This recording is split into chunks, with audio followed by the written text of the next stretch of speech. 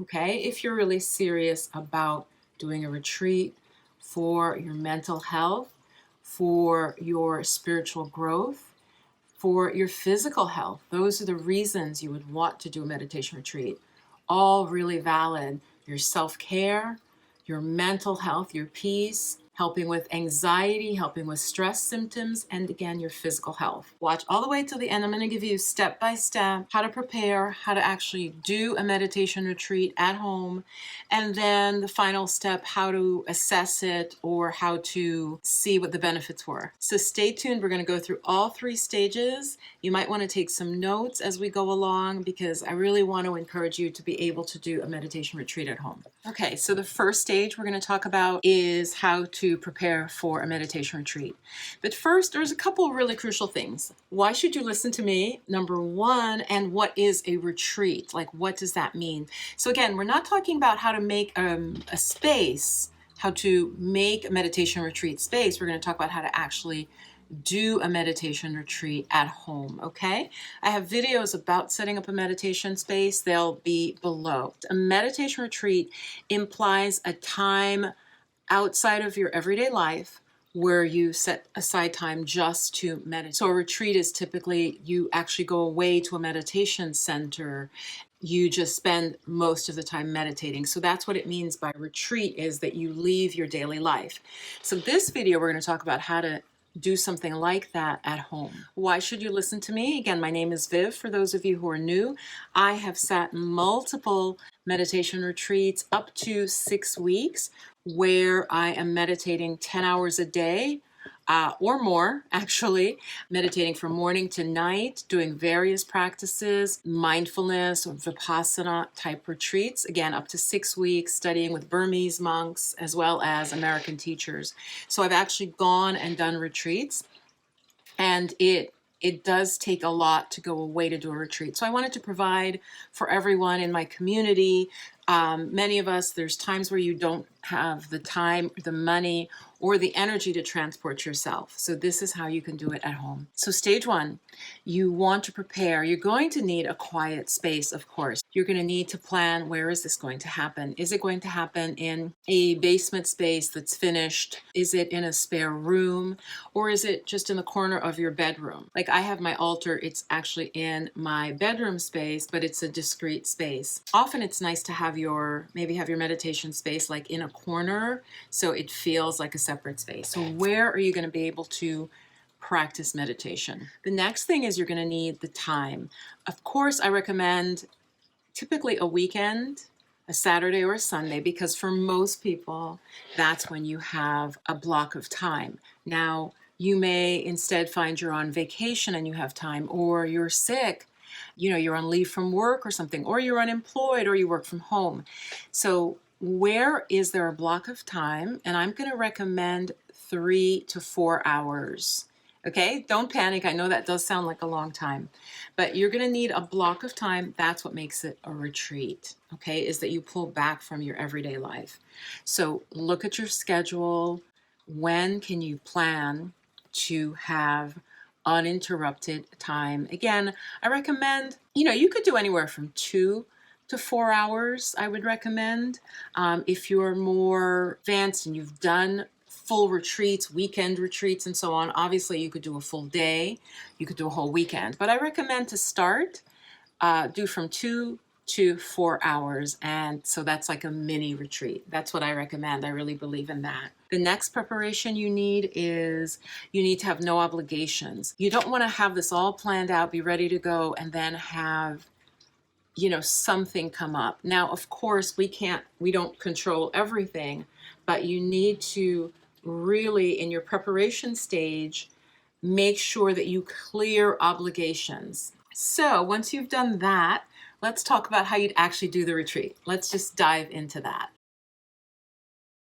Okay, now I'm going to give you what I do when I teach my mini retreat. And this is really formulated to create enough change from meditation to meditation so that one, you don't get really tired, really bored, or really sleepy. Okay?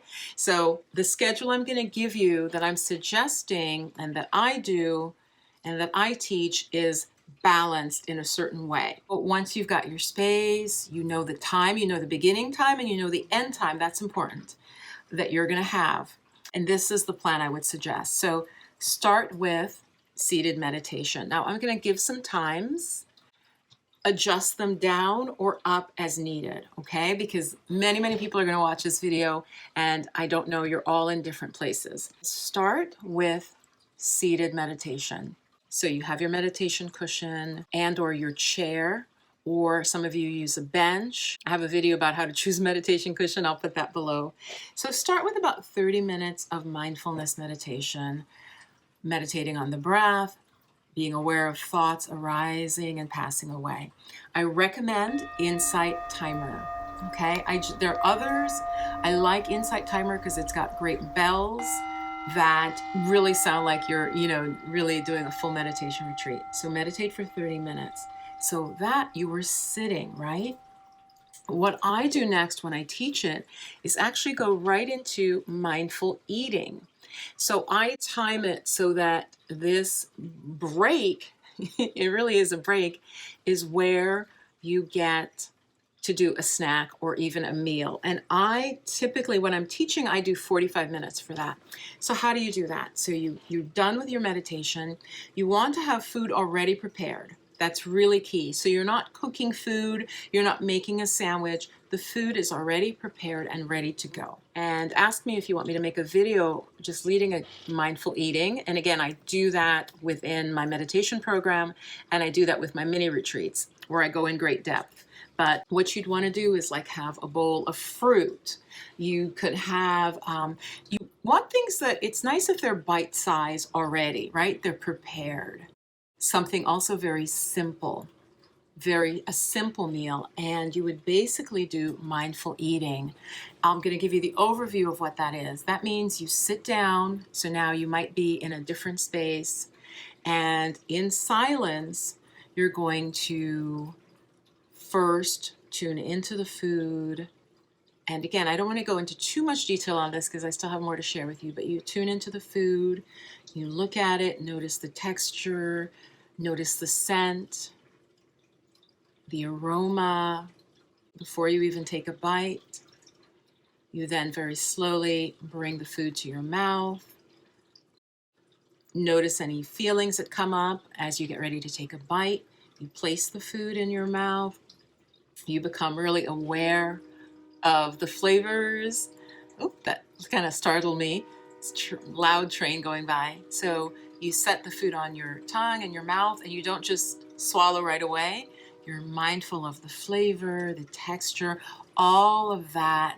So mindful eating, you swallow the food, you're aware of all of that.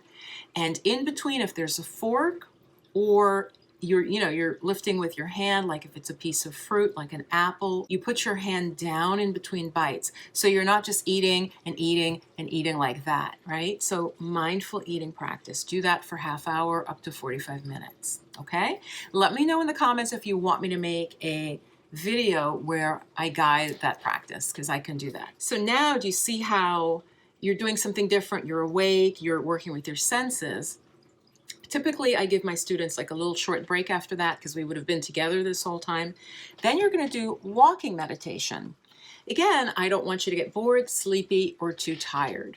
So walking meditation, I would set about 30 minutes. I don't know if I have a video already up on walking meditation that's recent, but walking meditation is done inside or outside, but it's not going for a walk. It is when you walk in a limited space, a space of about 10 to 15 steps, not too long, because what will happen is your mind will wander. Trust me. So it's not going for a walk. That's a whole other thing. This is literally, you're practicing meditation and you're using walking to literally meditate. So let me just describe what that is for you. You stand at one end of the place where you're going to walk. So typically we do this, you're inside your room. If it's nice out, you could do it in your backyard. I do not recommend a park. You really need, you want more secluded surroundings. You hold your hands down, clasp them behind you or in front of you. You lower your eyes and you just begin slowly walking, okay? Walking slower than you normally would, slower than you normally would. One way we can do it is you would label right foot, right, left. As you take each step, you just have a soft mental note in your mind. Till you get to the end of your space, you stop, breathe, relax. The monks really emphasize relaxing, relaxing. You turn mindfully and you just go back the way you came. So it's very structured, okay? This is the classical type of walking meditation. It works really well because you don't want to get distracted. So that's why it's not a walk in the woods, which again can be wonderful, but this is more about really meditating. Walking meditation, I put it here because it's going to balance the sitting that you did before and you just ate. Even if it's a light snack, this is going to lift your energy. And it's actually a little more challenging to meditate while you're walking. Then the final practice I would do is then go and sit again and meditate for 20 to 30 minutes. What you're going to find, I promise you, is that this last sitting meditation, because remember you started with it, you're going to be able to meditate more easily. Okay, you're going to go deeper into meditation. You're going to feel really calm, much calmer than you usually do. And why is that? Because everything you did before, and that's what the benefit of a retreat, everything you did before builds on each other. So you've been mindful now for like 2 hours, 3 hours. This final sit, which is what we call it, right? You're sitting meditating, we call it a sit. This final sit is going to take you very deep. And that would be about 2.5 hours at that point. And then this is going into the wrap up, but it's still kind of ending the retreat. I would suggest that you have a journal, and after you meditate, not during, after you meditate, you're going to have insights. Get your journal at that point, and for like the last 20 minutes or half hour, just journal. What did I notice during my meditation retreat? What did I notice? What came up? What thoughts, feelings, ideas, memories? You don't have to write everything, but write the highlights. Write what was difficult for you. Did your leg fall asleep? Did your foot get numb? Did you find when you were eating that your mind wandered off? Write down what was difficult for you and what you got, right? The first part is, what did you get? What were the benefits you noticed? And then secondly, what was difficult for you? And then just pause with it, stay with it, and notice if there's anything else that comes up. And the final piece is that the night that you've done the meditation retreat, when you're going to sleep, you're very likely going to notice you sleep better. That next morning, you might wake up with a great idea that solves a problem that you had, that you could not figure out how to solve. This is really common. So watch the next few days after your mini retreat and just see the results. Like, just notice how you feel. Notice how calm you are in the same situations at work or with family. Notice the shifts that happened. So I promise you that will be the case. So I hope this was really clear. If you have questions, definitely put it below. I will answer them. And I'd like to invite you. I am doing mini retreats that are guided. They are so wonderful. I love leading them because I feel amazing after, and the students tell me how great they feel. Like, just, how deeply they got to such a state of peace. They're typically on a Sunday, but sometimes on a Saturday. The link will be below, and the format is what I shared with you via Zoom. So you're in your home, you have that privacy, you have the bathroom if you need it, you have everything you need, and you're guided. So do check that out. I have one coming up very soon, and the link below to register for it or just to find out info. If you want to get some ideas on what you need in a meditation space and even some little decor ideas, things from Amazon, because everybody can access Amazon, I will have 1 or 2 videos on that below. Mwah. Stay blissed and blessed. And any questions, I will answer them as soon as I can and thoroughly. Sending you love and blessings. Bye-bye.